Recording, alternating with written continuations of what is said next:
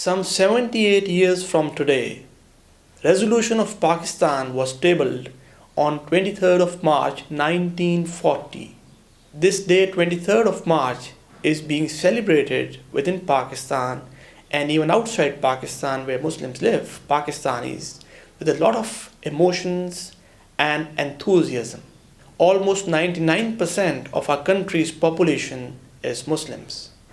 Many among us offer prayers, fast in the fasting month, pay zakat, do the slaughtering on Eid al-Azha every year, spend billions and billions of rupees, perform pilgrimage every year, which is not at all a bad thing. These are all good actions, good deeds. On and off, we also receive text messages from our friends or relatives that they have started a chain of sending blessing over the Holy Prophet, peace be upon him, 25 million of such blessings or even more. And again, it is not a bad thing.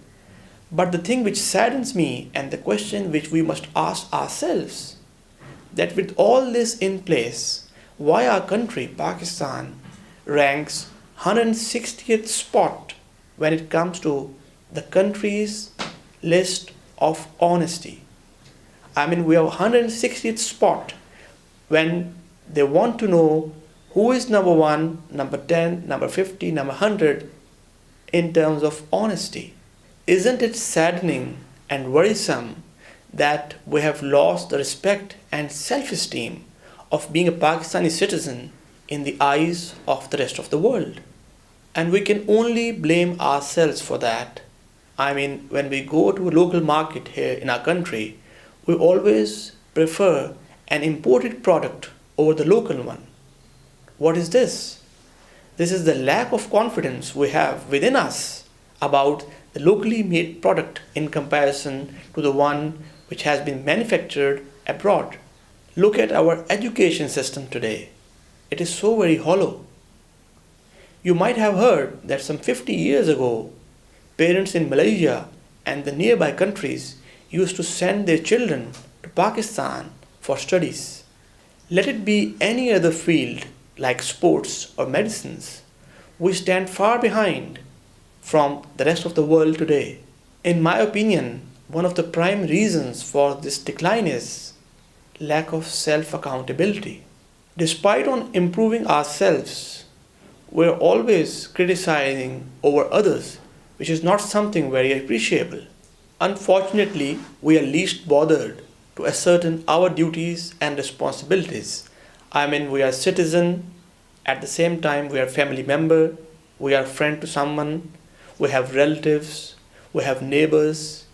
Even if we travel, we have to see or be with some passengers. I think we should always keep asking ourselves whether we are performing at par within all our spheres. And if we are falling short somewhere, we should try to improve, as there is always room for improvement. Talking about the blessed ones in the society, whether it is intellect, resources financially, or any contacts or influences, the question is whether he or she is justifying this extra blessing from the Almighty. We being Muslims feel that we are privileged because we are born in the Muslim family and we have the holy book with us, which we believe is a message from the Almighty and is wisdom and guidance. The question is, do we seek guidance from this holy book? I heard from my elders in my childhood to run the process of self-accountability while being in bed before sleeping every night.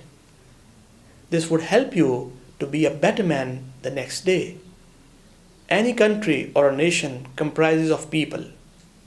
If every individual tries to perform his or her duties in the right manner and with the right perspective, I believe it will not be too long, maybe few years, a decade or couple of decades, that we will see a paradigm shift. Let's promise with us today. Let's promise with ourselves today to be a good individual, to run the process of self-accountability on our own selves every night before sleeping, and to make this country a great one.